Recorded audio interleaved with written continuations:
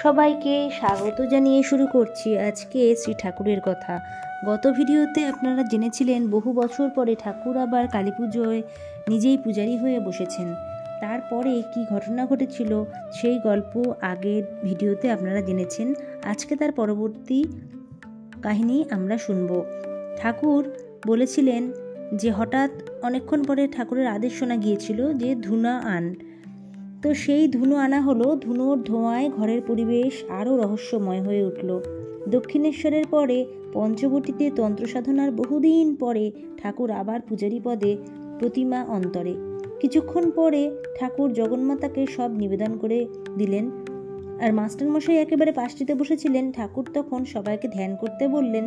আর ধুনো, চন্দন, গুগ্গুলের ধোঁয়া মহাদেবের জটাজলের মতো পাকিয়ে পাকিয়ে উঠছে। ফুল বেলপাতার সুবাসের সঙ্গে মিশে অপূর্ব সৌরভ। ধ্যানস্থ ভক্তমণ্ডলী, ধ্যানস্থির প্রদীপ শিখা, আসনে নিশ্চল জ্যোতির্ময় ভগবান শ্রীরামকৃষ্ণ, মনে হচ্ছে যেন সোনার প্রতিমা। হঠাৎ গিরিশচন্দ্রের হাত দুটি কোল ছেড়ে উঠছে। হাতে ধরা আছে একটি জবার মালা। এগিয়ে যাচ্ছে ঠাকুরের পাদপদ্মের দিকে। গিরিশের অঞ্জলি। মাস্টার মশাইও অঞ্জলি দিলেন পুষ্প ঠাকুরের শ্রীচরণে। আর কি ঠেকানো যায় পরপর ভক্তদের অঞ্জলি। রাখাল রাম নিরঞ্জন শ্রীপদে ফুল দিয়ে ভাবাবেগে ঘরের নিথর নীরবতা চমকে দিলেন। ব্রহ্মময়ী ব্রহ্মময়ী বলতে বলতে ভূমিষ্ঠ হয়ে চরণে মাথা রাখলেন। আরতির মতো ভক্তকণ্ঠে সমবেত রব, জয় মা জয় মা। দেখতে দেখতে ভগবান শ্রীরামকৃষ্ণ হলেন সমাধিস্থ। সবাই আশ্চর্য হতবাক। ঠাকুর ধীরে ধীরে রূপান্তরিত হচ্ছেন। মুখমণ্ডলে অলৌকিক দিব্য দ্যুতি ফুটে উঠছে। উত্থিত দুই হস্তে বরাভয়, নিষ্পন্দ বাহ্যশূন্য বসে আছেন উত্তরাশ্ব। দক্ষিণেশ্বরের মা চতুর্ভুজা জগন্মাতা শ্যামপুকুর বাটিতে আজ দ্বিভুজা বরাভয়া। মানে ঠাকুর যে মুদ্রা ধারণ করলেন যেন একেবারেই তিনি দক্ষিণেশ্বরের মায়ের রূপ ধরেছেন। কিন্তু চতুর্ভুজা মা যেহেতু, চারটি হাত, সেই মা শ্যামপুকুর বাটিতে আজকে দ্বিভুজা মানে দুই হাতে, কিন্তু সেই বরাভয়া মূর্তিতেই যেন দেখা দিয়েছেন সমস্ত ভক্তদেরকে। গিরিশচন্দ্র শুরু করলেন স্তব। কেরে নিবিড় নীল কাদম্বিনী সুর সমাজে, কেরে রক্তোৎপল চরণ যুগল হর উরসে বিরাজে। ঘুরে গেল শতাব্দী, আর একটি শতাব্দীরও অস্তকাল। চরিত্র সব ইতিহাস, ঘটনা সব স্মৃতি।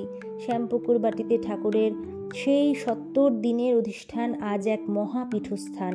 সেদিন ছিল চাঁদের আলোর রাত।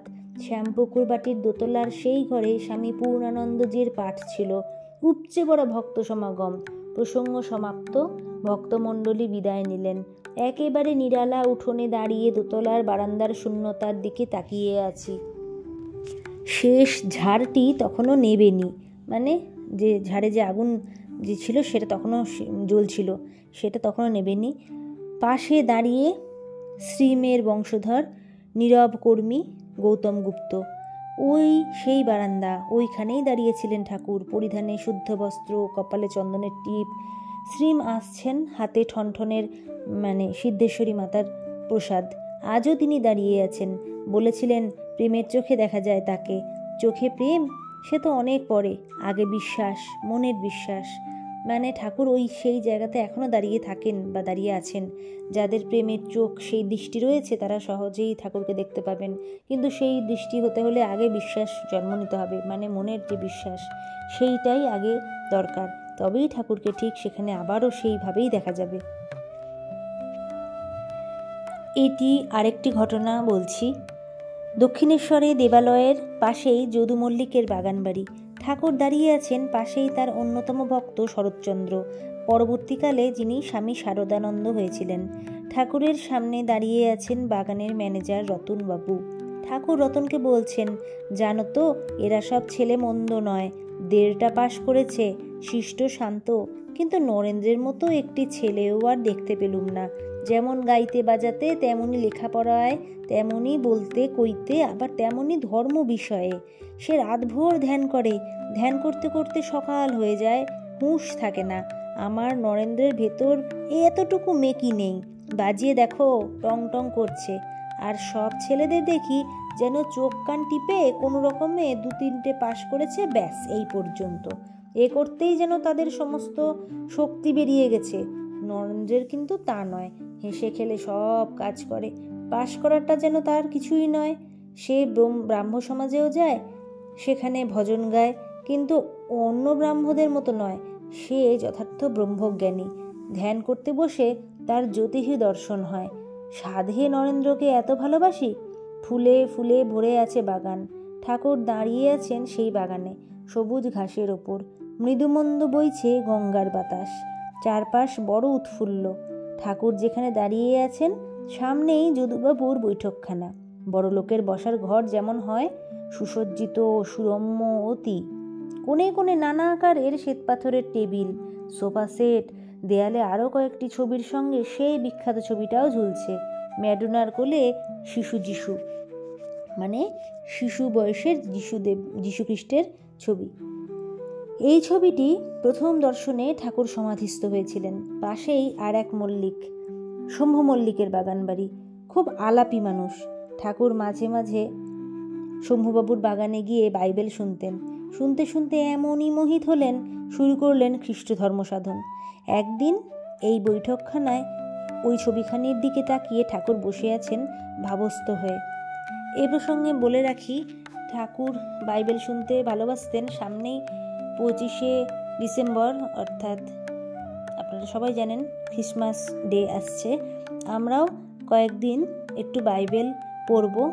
যারা বাংলায় বাইবেল শুনতে আগ্রহী তারা চাইলে এই চ্যানেলে এখানে আপনারা শুনতে পাবেন। আচ্ছা, আবারও শুরু করি। শম্ভুবাবুর বাইবেল থেকে ঈশার জীবন কথা তাকে শুনিয়েছিলেন। ঠাকুর ছবিখানের দিকে অনিমেষে তাকিয়ে আছেন আর সেই অদ্ভুত জীবন কথা ভাবছেন। হঠাৎ ছবিটি জীবন্ত, জ্যোতির্ময় হয়ে উঠল। দেবজননী ও দেবশিশু দুজনেই প্রাণবন্ত। দুজনের দেহ হতে বিচ্ছুরিত জ্যোতিরশ্মি ঠাকুরের দেহে প্রবেশ করছে। তিনি অনুভব করতে পারছেন চিন্তার জগতে ভীষণ এক প্রতিক্রিয়া শুরু হয়েছে। হিন্দু ভাব, হিন্দু সংস্কার বদলে যাচ্ছে। শ্রী শ্রী জগদম্বাকে কাতর কণ্ঠে বলছেন, মা, আমাকে একই করছিস? মা শুনলেন না সে প্রার্থনা। পুরো 3টে দিন ঠাকুর হয়ে রইলেন খ্রিস্টান। খ্রিস্টানের সংস্কার, খ্রিস্টানের ভাব। হিন্দু দেবদেবীর ওপর কোনো বিশ্বাস নেই। মানসভাবে গির্জাবাসী।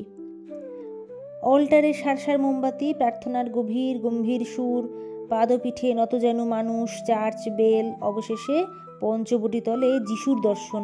দেখছেন অদৃষ্টপূর্ব এক দেবমানব, সুন্দর গৌরবর্ণ, স্থির দৃষ্টিতে মানুষের দিকে তাকিয়ে এগিয়ে আসছেন। দর্শন মাত্রেই ঠাকুর বুঝছেন ইনি বিদেশি। কে ইনি? সঙ্গে সঙ্গে নিজের ভেতর থেকে কে বলে উঠলেন, চিনলেন না?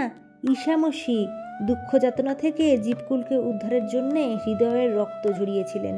সেই মানুষেরই নির্যাতনে ক্রুশবিদ্ধ, সেই পরমযোগী, সেই পরমপ্রেমী তোমার সামনে। যিশু ঠাকুরকে আলিঙ্গন করে তার শরীরে লীন হয়ে গেলেন। ঠাকুর বাহ্যজ্ঞান হারিয়ে মাটিতে পড়ে গেলেন। দেখুন, তাহলে বুঝতেই পারছেন ঠাকুরের মধ্যে এই যে যিশুর এইভাবে মিশে যাওয়া। সেই জন্যই গতকালের ভিডিওতে আমি একটি প্রশ্ন রেখেছিলাম যে ঠাকুরই কি আসলে যিশু? কারণ শিশু যিশুই হোক বা আমাদের প্রভু যিশুই হোক, যেভাবেই হোক না কেন ঠাকুরের মধ্যে তিনি লীন হয়েছিলেন এবং এর পেছনে অনেক কাহিনী রয়েছে, অনেক তাৎপর্য রয়েছে। যারা জানেন তারা তো বুঝতেই পারছেন। সেই জন্যই এমনটা বিশ্বাস করা হয় যে ঠাকুর কিন্তু প্রভু যিশুরই আরেকটি রূপ। তো এই ছিল আজকের ভিডিও। আপনাদের কেমন লেগেছে অবশ্যই আমাকে জানাতে ভুলবেন না। আজকের পর্বটি খুব অন্য রকম ছিল। আমি সাধারণত জিজ্ঞেস করি না, কিন্তু আজকে আমার আপনাদেরকে জিজ্ঞেস করতে ইচ্ছে হলো যে আজকের পর্ব আপনাদের কেমন লেগেছে। সবাই বলুন জয় শ্রী ঠাকুরের জয়, জয় শ্রী মায়ের জয়, জয় স্বামীজির জয়। And I bow to Jesus Christ, I pay homage to Jesus Christ. মানে আমি যিশু খ্রিস্টকে সম্মান জানালাম। এবং পরবর্তী ভিডিওতে আপনাদের অগ্রিম আমন্ত্রণ জানিয়ে আজকের মতো ভিডিও শেষ করলাম।